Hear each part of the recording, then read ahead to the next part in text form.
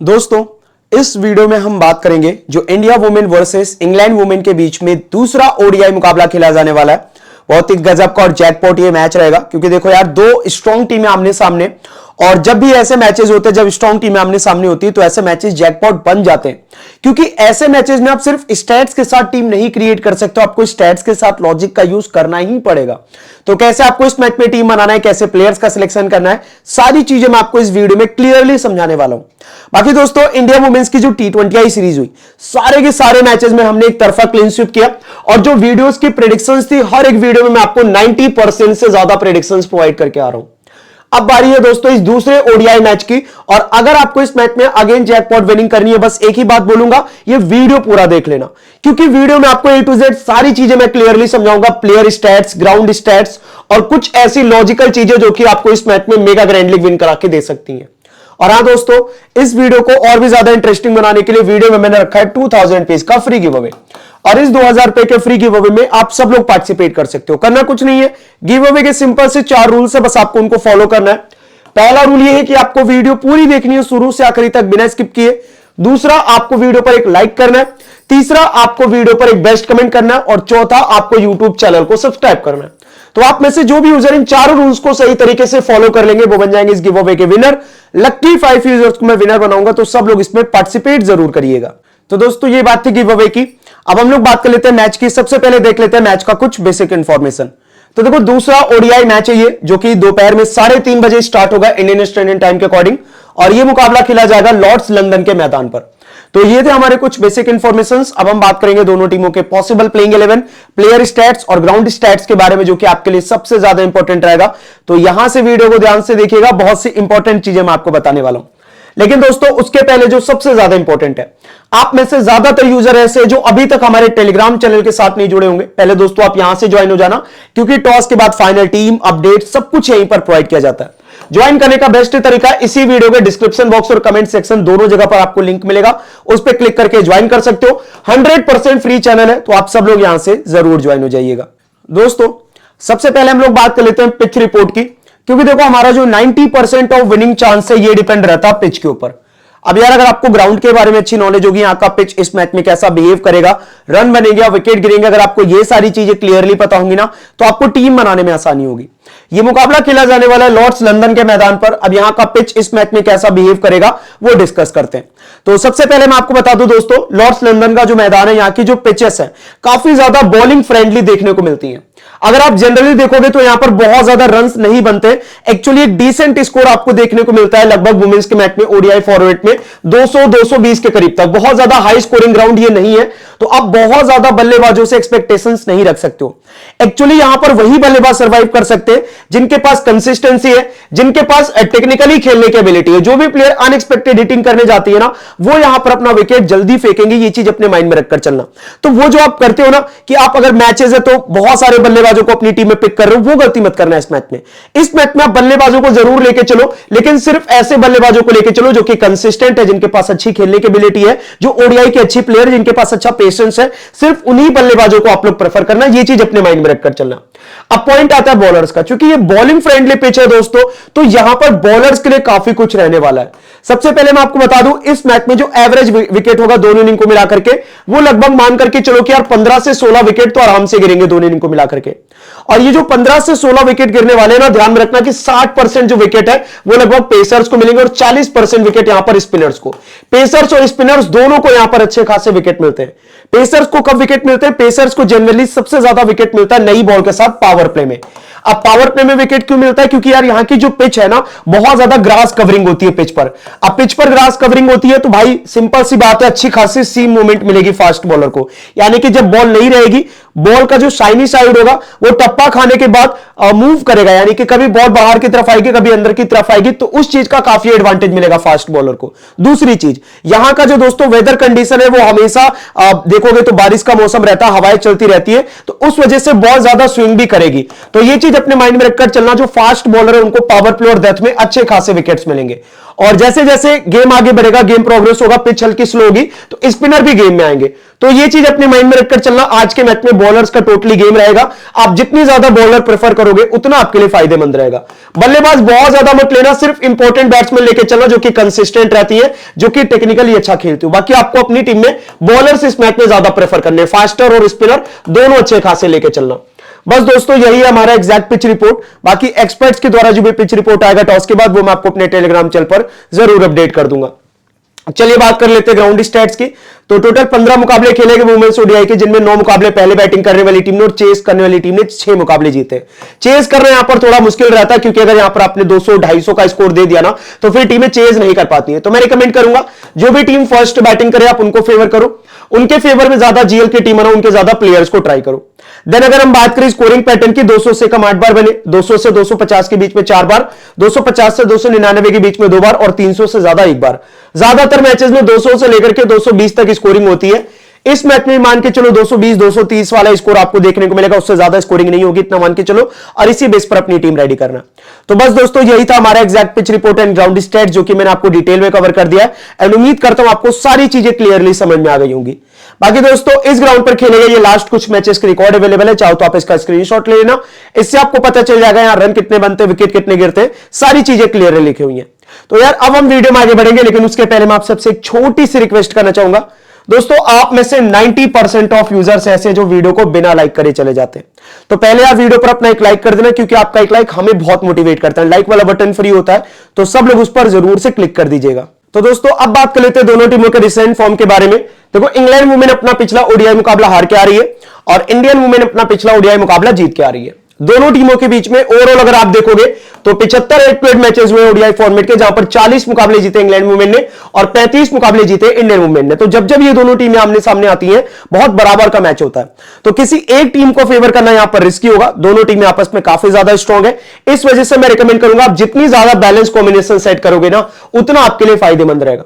तो दोस्तों ये थे हमारे सभी बेसिक इंफॉर्मेशन जो कि हो चुके कंप्लीट।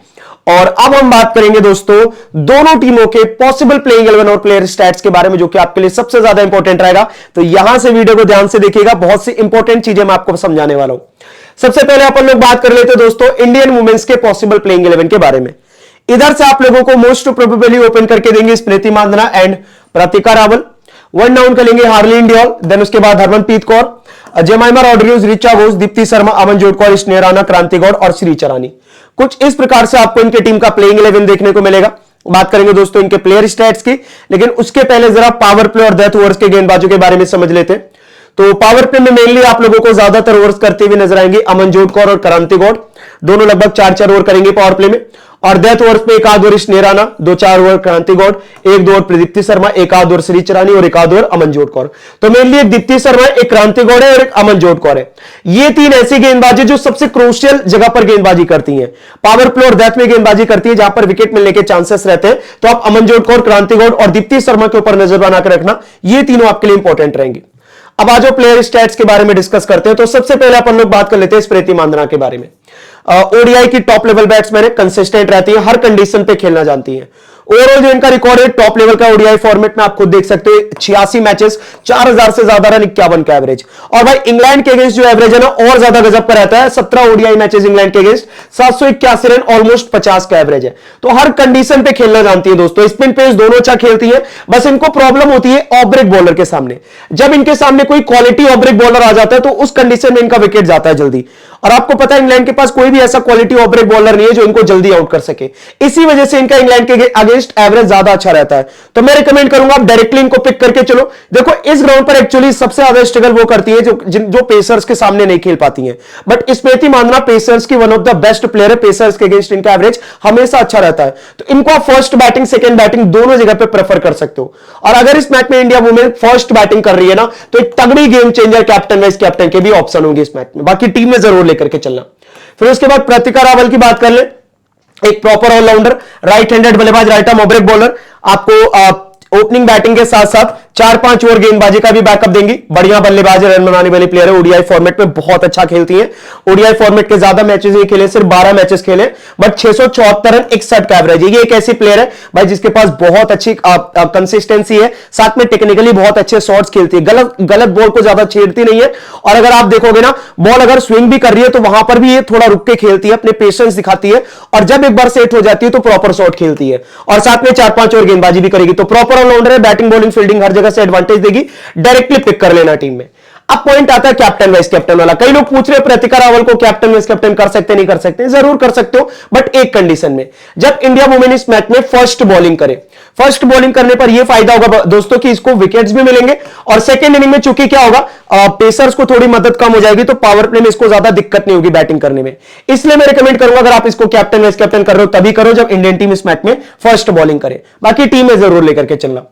फिर हार्लिन ड्यूल की बात कर ले, ओवरऑल इनकी फॉर्म बहुत अच्छी है रिसेंटली, लेकिन प्रॉब्लम इनके साथ ये रहती है कि इंग्लैंड के अगेंस्ट मोस्टली जब भी मैचेस खेलती है कुछ खास रिकॉर्ड नहीं रहता है। 5 मैच में सिर्फ 96 रन 22 का एवरेज है।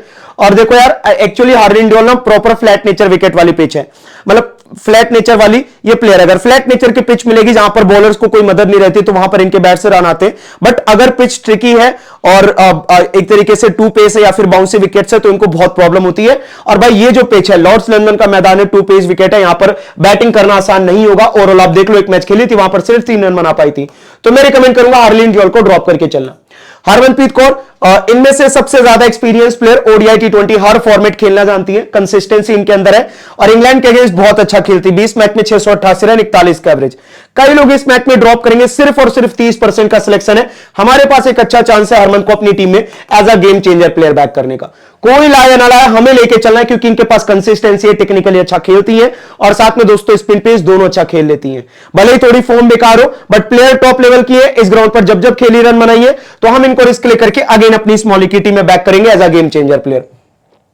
जेमाइमा रॉड्रिगेज ओडीआई की एक और बहुत अच्छी प्लेयर दोस्तों, हालांकि इंग्लैंड के अगेंस्ट ओडीआई में थोड़ा स्ट्रगल करती है, 7 मैच में सिर्फ 110 रन है, बट जिस प्रकार का यहां का पिच का कंडीशन है, मिडिल ऑर्डर के बल्लेबाजों को बहुत मदद रहेगी, तो जेमाइमा रॉड्रिगेज भी आप लोगों के लिए इंपॉर्टेंट रहेंगी, इनको भी आप बैक कर सकते हो। रिचा घोष, अब यार इनको तो लेना एक तरीके से मजबूरी बन जाती है, क्योंकि देखो बैटिंग के साथ आपको विकेट कीपिंग का बैकअप देती है, थोड़ा नीचे बैटिंग आती है, बट ये ओडीआई फॉर्मेट है, बैटिंग आएगी जरूर। और यार देखो बैटिंग अगर आएगी, इन्होंने 30 रन भी कंट्रीब्यूट कर दिए, ज्यादा नहीं 30 रन भी बना दिए तो आराम से ड्रीम टीम में आ जाएंगे, क्योंकि विकेट कीपिंग करती है, विकेट कीपिंग से भी आपको 15-20 पॉइंट दे करके जाएंगे। तो रिचा घोष ड्रॉप करने वाली प्लेयर नहीं है, इनको बैक कर लो। एक बार को आप जेमेमा को ड्रॉप करने का रिस्क ले सकते हो, क्योंकि जेमेमा भी एक्चुअली बॉलिंग पिचेस पर थोड़ा स्ट्रगल करती है, प्लस इंग्लैंड के सामने ओडीआई में इनका रिकॉर्ड भी अच्छा नहीं है, तो मैं जेमेमा को ड्रॉप करूंगा, लेकिन रिचा घोष को मैं अपनी टीम में बैक करके चलूंगा।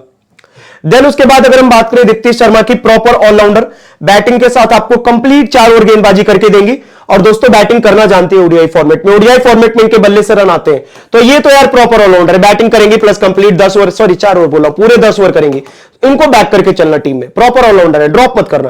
कैप्टन वाइस कैप्टन में इसलिए रिकमेंड नहीं कर रहा हूं क्योंकि बैटिंग में यार देखो कभी कभार ही बैटिंग आती है मोस्टली, और बॉलिंग में रही बात यार देखो इंग्लैंड की टीम ज्यादा लेफ्ट हैंडर खिलाती नहीं है, तो इंग्लैंड के सामने इनको विकेट कम मिलते हैं। पिछले वाले मैच में भी अगर आप देखो तो एक विकेट नहीं मिले थे इनको, तो टीम में आप ले लो, बट कैप्टन वाइस कैप्टन मत करना। कई लोग इनको कैप्टन वाइस कैप्टन करेंगे।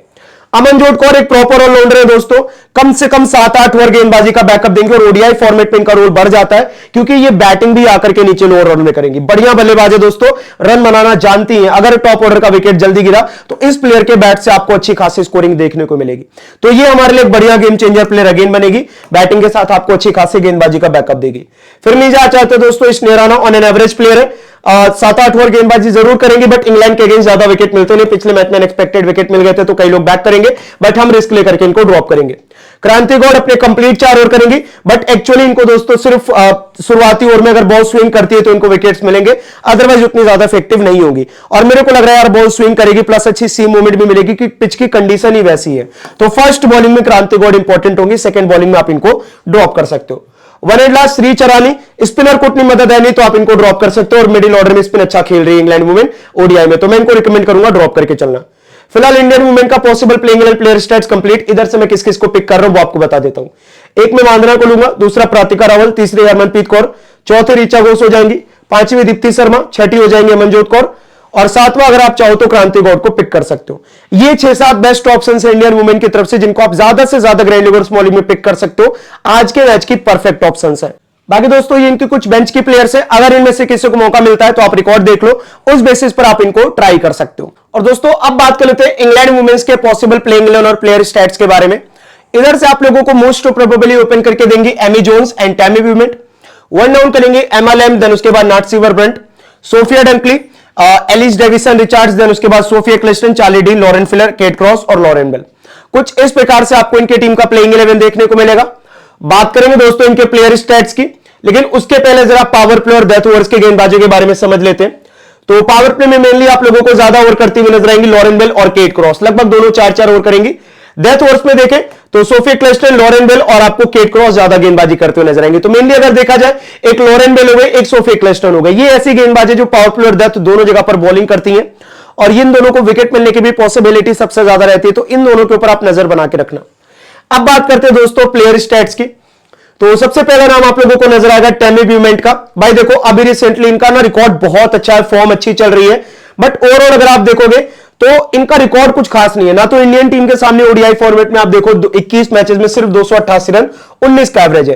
इंडियन टीम के सामने ओडीआई फॉर्मेट में हमेशा स्ट्रगल करती है। और दूसरी चीज, इस ग्राउंड पर जो इनका रिकॉर्ड है बहुत ही ज्यादा बेकार है, 4 मैचेस में टोटल 67 रन, सिर्फ 17 का एवरेज है। तो उतना ज्यादा रिकॉर्ड आपको अच्छा नजर आएगा नहीं। और दूसरी चीज, सामने इंडियन टीम के पास पावर प्ले में अच्छी बॉलर्स है, एक अमनजोत कौर और एक क्रांति गौड़, दोनों नई बॉल के साथ जब स्टार्ट करेंगी तो हाई पॉसिबिलिटी है दोनों को नई बॉल के साथ अच्छी मदद मिलेगी और उन दोनों में से किसी के सामने भी अगर ये अटैक करने गई आराम से अपना विकेट फेंक सकती हैं। तो मैं टैमी ब्यूमेंट को ज्यादा रिकमेंड करूंगा नहीं, फॉर्म भी अच्छी नहीं चल रही। चाहे T20 फॉर्मेट देखो, 5 मैचेस हुए, 5 में फ्लॉप रही थी। और दूसरी चीज दोस्तों, इनका रिकॉर्ड भी कुछ खास नहीं है, ना तो इस ग्राउंड पर ना तो हेड टू हेड। तो मैं रिस्क लेकर के इस मैच में टैमी ब्यूमेंट को ड्रॉप करूंगा। एमी जोन्स बैटिंग के साथ आपको विकेट कीपिंग का बैकअप देंगी, बट एक चीज मैं आपको और बता दूं, प्लेयर जरूर अच्छी है, इनके पास एबिलिटी भी है रन बनाने की, लेकिन प्रॉब्लम इनके सामने ये रहेगी कि यार ओपनिंग ये उतना ज्यादा फिट बैठती नहीं है, नई बॉल के साथ इनको खेलना ज्यादा पसंद है नहीं। और इसी वजह से देखो अपने पिछले वाले मैच में सिर्फ 1 रन पर आउट हो गई थी। रिकॉर्ड भी कुछ अच्छे नहीं है इस ग्राउंड पर, एक मैच में सिर्फ 28 रन है। हाँ ये चीज है कि बैटिंग के साथ विकेट कीपिंग करेंगी, बैटिंग में अगर 25-30 बना दी तो हो सकता है ड्रीम टीम में आ जाए, क्योंकि विकेट कीपिंग कर रही है, 15-20 पॉइंट यहां से भी दे सकती हैं।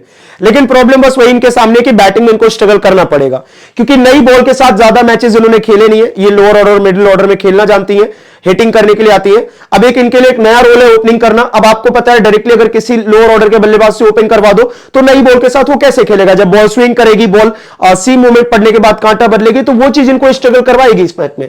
तो मैं तो भाई क्लियरली एमी जोन्स को ड्रॉप करने वाला हूं, मैं दोनों ओपनर इधर से ड्रॉप करके चलूंगा। एमएलएम इंपॉर्टेंट प्लेयर है भाई, देखो बैटिंग के साथ आपको थोड़ी बहुत गेंदबाजी का बैकअप देगी, ज्यादा नहीं 2-3 ओवर करेगी, लेकिन भाई बल्लेबाजी बहुत अच्छी करती है ओडीआई फॉर्मेट में प्लेयर। टॉप लेवल बैट्समैन है, 39-55 फॉर्म बढ़िया चल रही है, पिछले वाले मैच में भी काफी ज्यादा कंसिस्टेंट नजर आ रही थी और एक तरीके से देखा जाए तो बहुत ज्यादा स्ट्रगल भी नहीं कर रही थी किसी भी गेंदबाज के सामने। तो एमी लैम्ब आपके लिए इंपॉर्टेंट ऑप्शन है, इसको फर्स्ट बैटिंग सेकंड बैटिंग दोनों जगह पे बैक कर सकते हो। कई लोग ड्रॉप करेंगे, आपके लिए एक बढ़िया गेम चेंजर प्लेयर भी है इस मैच में। नटाली सीवरबंट डायरेक्टली पिक करके चलना, top level batsman, ODI format की नंबर 1 बैट्समैन भी आप इसको बोल सकते हो। एंड भाई रिकॉर्ड्स इनके टॉप लेवल के अगर आप देखो तो इस ग्राउंड पर भी बढ़िया खेलती है, हेड टू हेड भी अच्छा रिकॉर्ड है। बस एक प्रॉब्लम है इनके साथ कि रिसेंटली बॉलिंग ज्यादा नहीं कर रही है, ज्यादा क्या कर ही नहीं रही है, वो एक इंजरी कंसर्न हो सकती है। तो आप इनको टीम में ले लेना, कैप्टन वाइस कैप्टन ज्यादा मत करना, क्योंकि सिर्फ बैटिंग पे डिपेंड रहेंगे, गेंदबाजी का ज्यादा बैकअप देंगे नहीं। टीम में लेके चलो, कैप्टन वाइस कैप्टन आप इनको प्रेफर मत करना।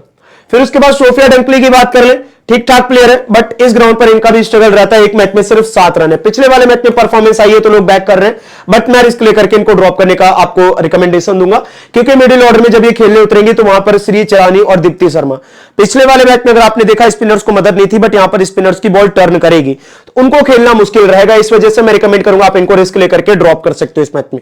मोस्टली लोग बैक कर रहे हैं, बट आप ड्रॉप करके चलो।